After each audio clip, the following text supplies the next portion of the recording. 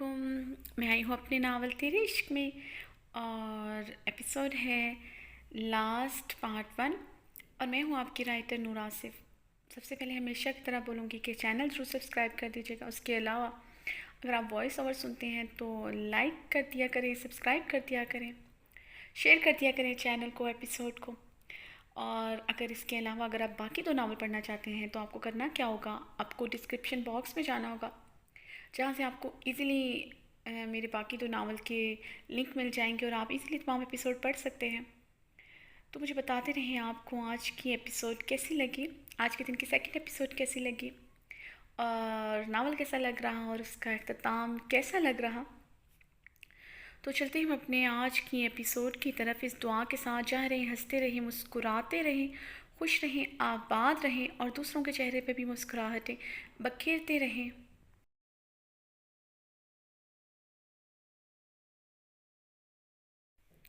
तेरे इश्क में लास्ट पार्ट 1। तहरीर नूर आसिफ। बासित और ज़रमीने घर पहुँचे तो अरमान लाउंज में ही बैठा था और बासित को घूर कर देखा जो ज़रमीने को अभी भी अपने बाजुओं के हल्के में लिए हुआ था। ज़रमीने खिफ्त और शर्मिंदगी से अरमान को एक नज़र देखते हुए बासित के हिसार से निकलते अपने कमरे की जानिब बढ़ गई।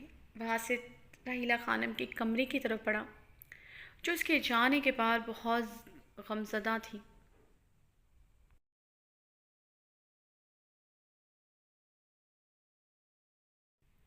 ज़रमीने कमरे में आते ही बलाज को कार्ड से उठाकर अपने सीने के साथ लगाते हुए तमानियत से मुस्कुरा उठी थी। खानम, सारा प्यार बलाज के लिए है या फिर उसके बाबा के लिए भी कुछ संभाल कर रखा है? बासित कमरे का लॉक लगाता ज़रमीने की तरफ बढ़ा था। ज़रमीने ने धड़कते दिल के साथ बलाज को कॉट में लटाया और बासित की तरफ रुख किया जो अब गहरी नज़रों से उसे ही देख रहा था। वो खान में तो वो बस। ज़रमीने के लब कँपाए थे बल्कि दिल अब खौफ से धड़कने लगा था। बासित खान की शिद्दतों, उसकी गुर्बत का सोच कर ज़रमीने की जान हवा हो रही थी कि वो कैसे बर्दाश्त करेगी।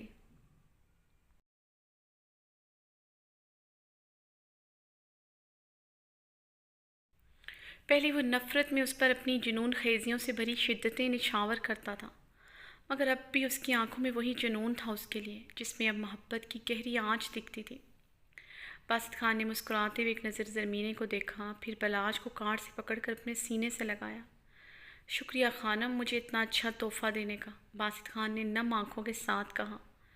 वैसे हमारा बलाज नींद का काफ़ी पक्का है। बासित खान ने बलाज को देखा जो उसकी बाहों में गहरी नींद सो रहा था।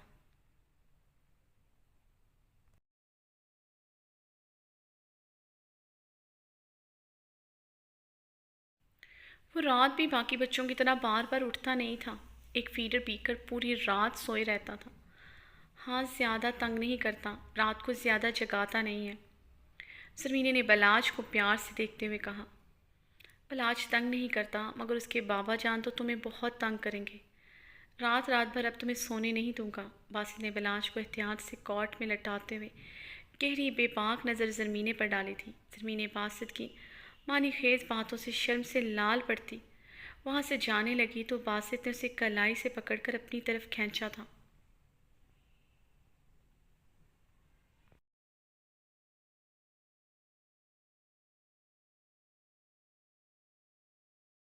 बासित की पहाड़ जैसी चट्टानी वजूद से आ टकराई थी। बासित ने उसे अपनी मजबूत पनाहों के हिसार में लिया।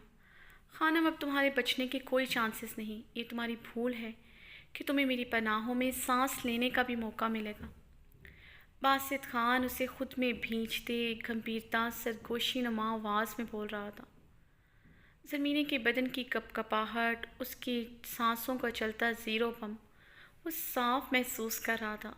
खानम, खुद ही मेरी पनाहों में आई हो, अब ये डर कैसा? बास खान ने इसे खुद से अलग करते हुए उसकी चादर को उसके बदन से आज़ाद किया।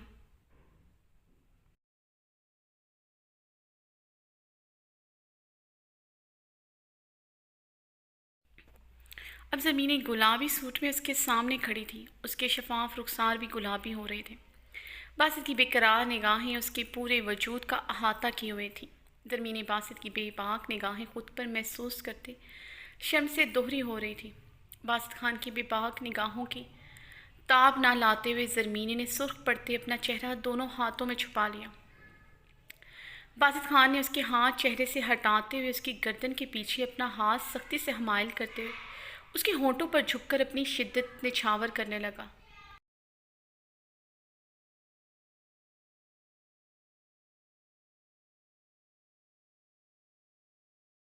باسط نے کافی شدت سے اس کے ہونٹوں کو اپنی دسترس میں لیا تھا۔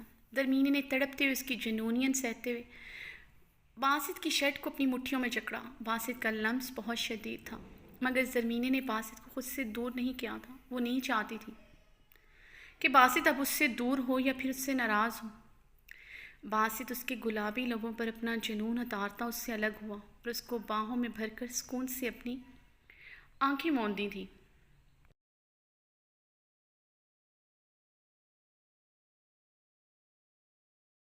باسط نے لمبا گہرا سانس لے کر اپنی بے ترتیب سانسیں درست کی۔ زمینی باسط کے سینے کے ساتھ لگی اپنی سانسیں بحال کر رہی تھی۔ خانم، بس آج کی رات ہے تمہارے پاس، پھر تم ہوگی اور میری شدتیں اور میرا پیار ہوگا جو صرف تمہارے لیے ہوگا۔ میں چاہتا ہوں خانم، تم میرے لیے خود کو دلہن کی طرح سجاؤ، لال چوڑا اور زیور پہنے، ناک میں نتھ پہنے۔ باسط نے اسے خود سے الگ کرتے ہوئے اس کے نوز پن کو ٹچ کیا تھا۔ ہمارے ملن کی رات بہت اسپیشل ہوگی اور میں اسے اپنے پیار سے مزید خاص بنانا چاہتا ہوں۔ بل آج کل رات اپنی دادی کے پاس رہے گا۔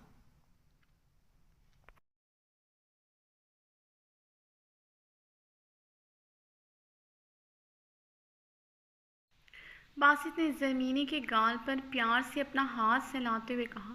زرمینی نے نظریں جھکائی، اس بات میں سر ہلایا تھا۔ باسط خان نے مسکراتے ہوئے زرمینی کے ماتھے پر اپنے لب رکھے۔ اب آرام کرو خانم، اپنی نیند اچھی طرح پوری کرو، کیونکہ آج کے بعد تمہاری خوبصورت آنکھیں نیند کو ترس جائیں گی۔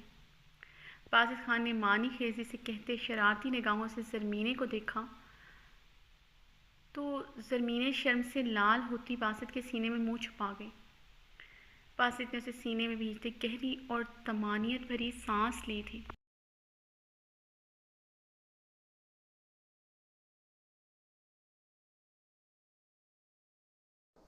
نینا کل رات سے اپنے کمرے سے نہیں نکلی تھی۔ ملکجاں حلیہ، بکھرے بال، آنکھیں مترم اور گلابی، وہ بیڈ پر لیٹی تھی۔ وہ کل سے کمرے سے باہر نہیں گئی تھی، مگر کسی نے بھی اس کے کمرے میں نہیں جھانکا تھا، نہ ہی ارمان اس کے کمرے میں آیا تھا۔ گلبانوں سے اسے پتہ چلا کہ ارمان کل رات بہت خوش تھا۔ ہیرا کی رسم حنا کے بعد وہ زنان خانے کے لاؤنج میں سب کے ساتھ بیٹھا رہا تھا۔ ہیرا بھی ادھر ہی تھی۔ کافی دیر تک وہ ہیرا اور باقی گھر والوں کے ساتھ گپ شپ کرتا رہا تھا۔ وہ اتنے دنوں سے اتنے آنسو بہا چکی تھی کہ اب اس کی آنکھوں کے آنسو خشک ہو چکے تھے۔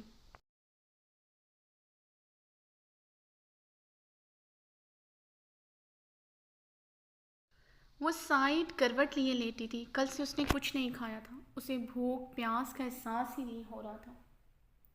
اور آج ہیرا اور ارمان کا نکاح تھا۔ اسے اپنی سانسیں رکتی محسوس ہو رہی تھی۔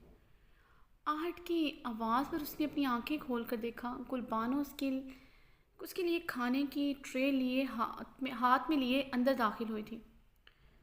چھوٹی بی بی جی کھانا کھا لیں۔ گلبانو بیڈ کی ایک طرف ٹرے رکھتے ہوئے بولی تھی۔ کیوں لائی ہو یہ کھانا گلبانو؟ لے جاؤ اسے، مجھے بھوک نہیں ہے۔ انہوں نے اٹھ کر بیٹھتے ہوئے بیڈ کے کراؤن کے ساتھ ٹیک لگائی۔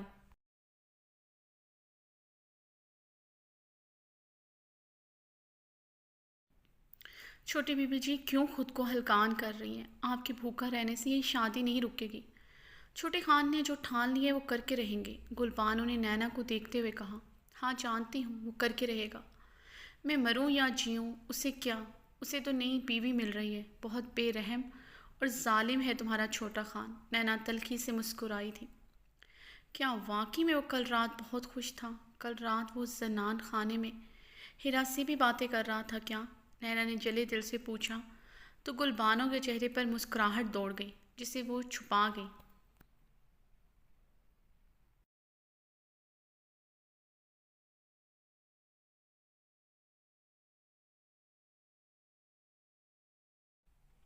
हाँ छोटी बीबी, वो कल रात हीरा बीबी से काफ़ी देर तक बातें करते रहे।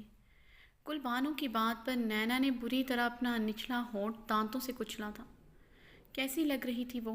नैना ने अपनी आंखें बेदर्दी से रगड़ते हुए पूछा। उन आंखों में फिर से आंसू छलक पड़े थे। क्या बताऊं बीबी, हीरा बीबी पर तो टूट कर रूप आया था। सब्ज लिबास में और फूलों के जेवर में बहुत खूबसूरत लग रही थी। नज़र नहीं टिक रही थी उन पर। गुलबानों के बताने पर नैना की आंखें शिद्दत से भीग उठी।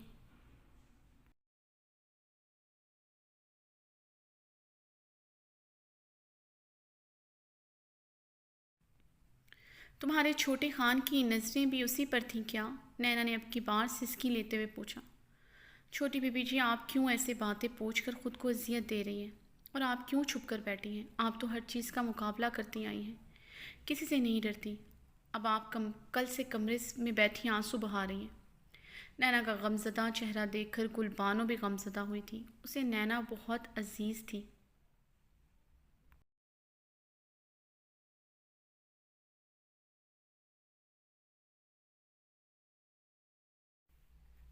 क्या करूं? कितनी कोशिश की उसे मनाने के लिए, सब कुछ किया, मगर वो मुझे माफ़ करने को तैयार नहीं। या फिर उसे बहाना चाहिए था दूसरी शादी करने का, जो उसे मिल गया।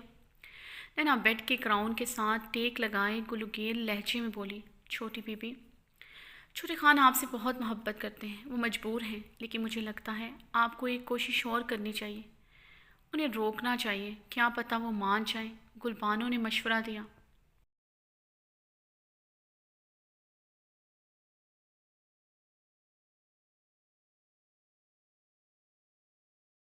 लगता है वो मान जाएंगे। नहीं करता वो मुझसे मोहब्बत, वो सिर्फ दावे करता है।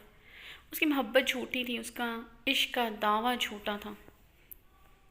वो झूठ कहता था कि वो मेरे बगैर नहीं रह सकता। मैं उसका नशा हूँ, मैं उसे ना मिलूँ तो उसकी सांसें रुकने लगती हैं। कितने दिन हुए मुझे यहाँ पर आए हुए, वो एक बार भी मेरे पास नहीं आया। नैना तल्खी से मुस्कुराई थी। बीबी जी, आप खाना खाएं, खाना छोड़ने से सिर्फ आपको फ़र्क पड़ेगा, कमज़ोरी बढ़ेगी सिर्फ। मुझे लगता है आपको एक बार छोटे खान से बात करनी चाहिए।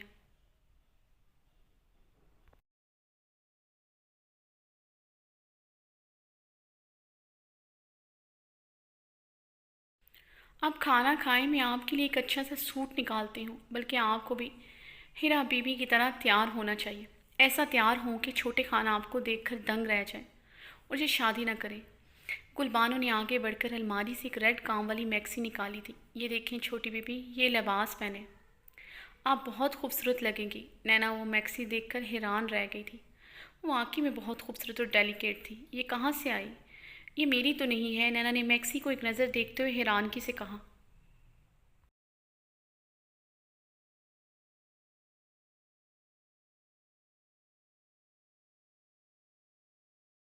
पता नहीं बीबी जी, आपकी अलमारी में रखी थी। मुझे लगता है ज़मीनी बाजी की शादी के मौके पर छोटे खान ने बहुत से कपड़े ऑर्डर किए थे, उनमें से ये एक है। आपकी तब नज़र नहीं पड़ी होगी। गुलबानों के बताने पर नैना ने बेड के क्राउन के साथ टेक लगाए अपनी आंखें बंद की थी। ठीक है, रख दो इसे इधर, देखती हूँ मैं, तुम्हारे छोटे खान अब नहीं रुकेंगे। मैं कुछ भी कर लूँ, वो ये शादी करेंगे, मगर मैं यहाँ नहीं रहूँगी। अगर उन्होंने ये शादी की तो मैं चली जाऊँगी यहाँ से। नैना आंखें मोदी नगाह ज़दा आलम में बोली।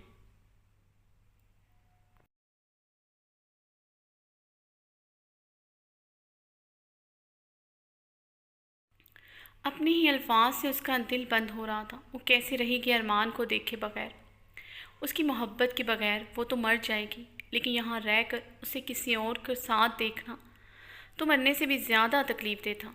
नैना की आंखों से फिर से आंसुओं की बरसात जारी हुई थी। गुलबानों के जाने के बाद नैना ने सोचो विचार करते हुए वो मैक्सी पहनने का फ़ैसला किया।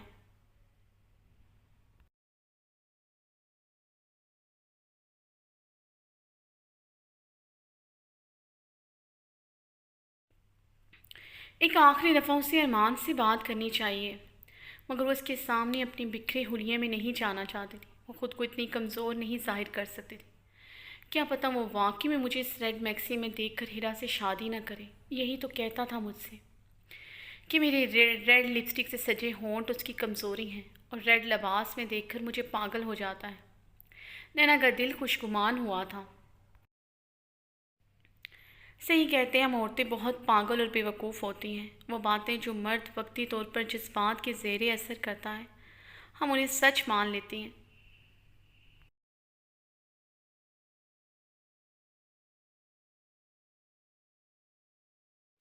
مسٹر خان کے لیے صرف وہ باتیں تھیں اور میرے لیے وہ سب کچھ ہیں آج۔ اف، نینا نے اپنے دکھتے ماتھے کو سہلایا تھا۔ سوچ سوچ کر نینا کے سر میں شدید درد ہو رہا تھا۔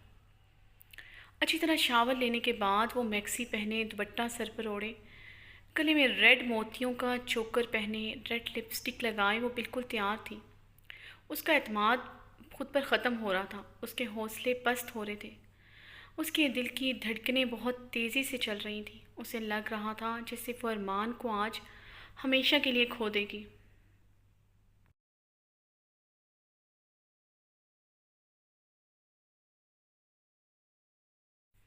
اور اگر اس نے ارمان کو کھو دیا تو پھر اس کے پاس کیا بچے گا؟ نینا کانپتے ہاتھوں سے بہت بے دلی سے تیار ہوئی تھی۔ اس نے میک اپ میں صرف ریڈ گہری لپسٹک لگائی تھی۔ ریڈ میکسی میں بہت خوبصورت لگ رہی تھی، اس کے نازک بدن پر میکسی بہت جچ رہی تھی۔ ہیزل گرے آنکھوں کا گلابی پن اور اس میں ٹھہری اداسی اس کی آنکھوں کو مزید حسین بنا رہی تھی۔ وہ تیار ہو کر باہر آئی تو زنان خانے میں بیٹھی خواتین نینا کو اتنا بنا سنورا دیکھ کر حیران ہوئی تھی۔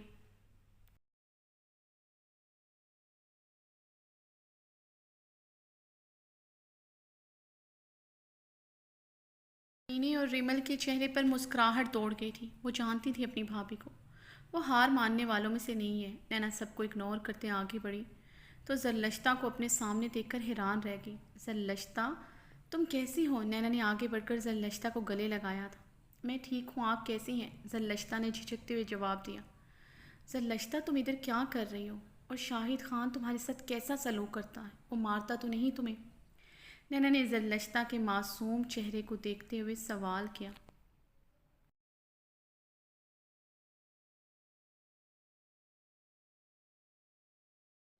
چھوٹی بی بی، آج حویلی میں شادی ہے، میں ادھر کام کرنے آئی ہوں۔ میری شادی شاہد خان سے نہیں ہوئی تھی۔ چھوٹے خان نے شاہد خان کو میرے بدلے رقم دی تھی۔ آپ نے مجھے بچا لیا تھا، آپ بہت اچھی ہیں۔ میری موریں آپ کو بہت دعائیں دیتی ہیں، وہ بولتی ہیں۔ چھوٹے خان نے یہ سب کچھ آپ کے کہنے پہ کیا۔ زرلشتہ کے منہ سے یہ سب سن کر نینا کی ہیزل گرے آنکھوں میں نمکین پانی ٹھہرا تھا۔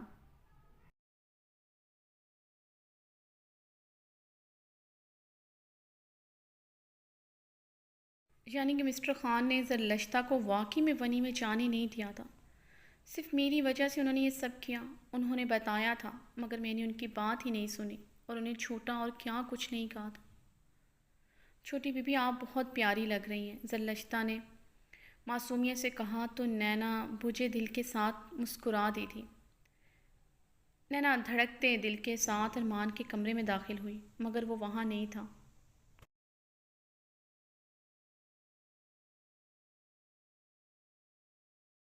نینا کافی دیر تک ارمان کا انتظار کرتی رہی مگر وہ کمرے میں نہیں آیا تھا۔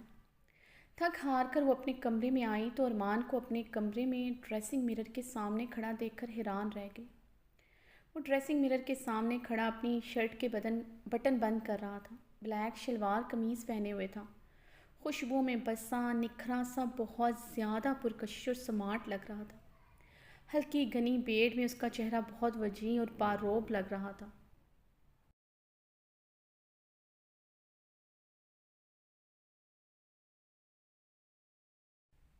بلیک کلر میں تم ہمیشہ سے ہی بہت سمارٹ اور ڈیشنگ لگتا تھا۔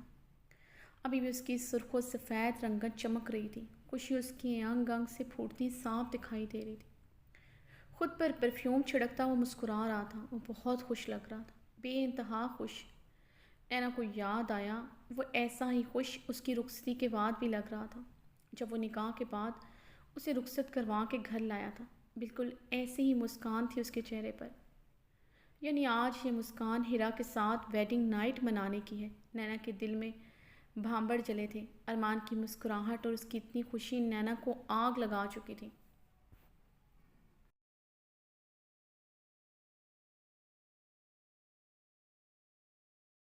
یہاں کیا کر رہے ہیں آپ؟ میرے کمرے میں کیوں آئے ہیں آپ؟ نینا نے آگے بڑھتے چیخ کر کہا۔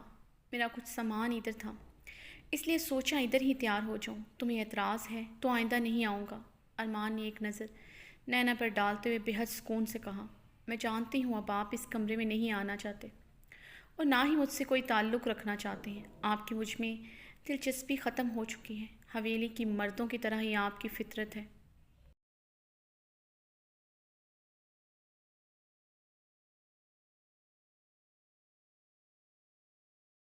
ایک بیوی سے آپ جیسے مردوں کا گزارا جو نہیں ہوتا، نئی بیوی کے آتے ہی پرانی بیوی کیوں اچھی لگے گی؟ ظاہر ہے آپ ارتضیٰ خان کے بیٹے ہیں، انہی کے نقش قدم پر چلیں گے، جیسے وہ سعدیہ آنٹی سے شادی کرنے کے بعد آپ کی والدہ کو بھول گئے تھے اور پھر سعدیہ آنٹی سے دل بھرا تو ان میں بھی ان کی دلچسپی ختم ہو گئی۔ دیکھتے ہیں آپ کی اپنی نئی بیوی میں دلچسپی کتنے دن رہتی ہے۔ نینا ارمان کو اتنا خوش دیکھ کر پاگل ہوئی تھی، اس لیے ارمان کو دیکھ کر بےحد اونچی آواز میں طنزیہ کاردار لہجے میں مخاطب ہوئی۔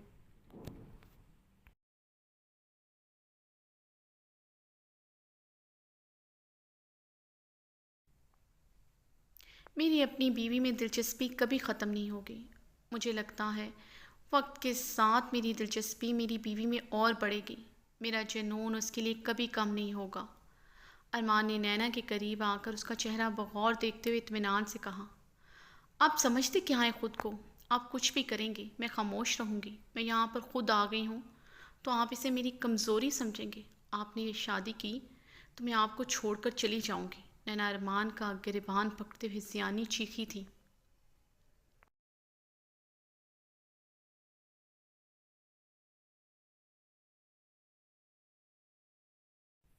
ارمان کی بات پر نینا پاگل ہوئی تھی۔ وہ اس کے سامنے ہی ہیرا میں دلچسپی کا اظہار کر رہا تھا۔ یہ پہلی بار نہیں ہوگا تو مجھے چھوڑ کر جاؤ گے؟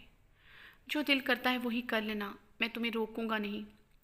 ارمان نے نرمی سے اپنا کالر نینا کے ہاتھوں سے چھڑواتے ہوئے کہا، اب آپ مجھے اس گھر میں بھی نہیں دیکھنا چاہتے؟ اتنی بری لگتی ہوں میں آپ کو؟ نینا بری طرح رو دی۔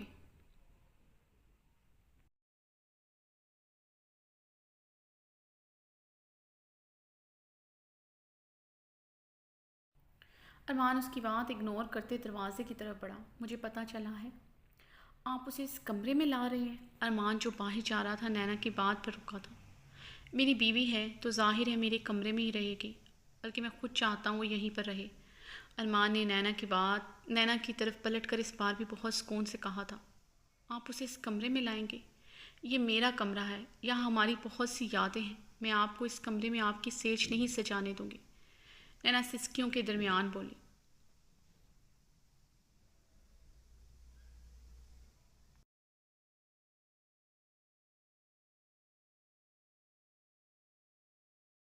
اس سے کیا فرق پڑتا ہے؟ ارمان نینا کی سسکیاں سنتا بولا تھا، آپ کو نہیں فرق پڑتا، مجھے پڑتا ہے۔ میں اپنے بیڈ پر آپ کو آپ کے ارمان نہیں پورے کرنے دوں گی۔ یہ میرا بیڈ ہے، یہ میرا کمرہ ہے، نینا چلائی۔ ارمان خاموشی سے کھڑا اطمینان سے اسے چلاتے ہوئے دیکھ رہا تھا۔ اگر وہ یہاں پر آئے گی تو میں کہاں جاؤں گی؟ نینا نے ارمان کے قریب آتے ہوئے زخمی نظروں سے پوچھا۔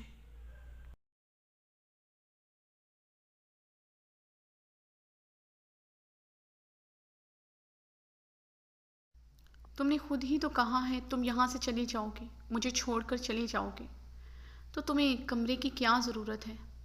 ارمان خان سپاٹ لہجے میں کہتا ہوا وہاں سے چلا گیا تھا۔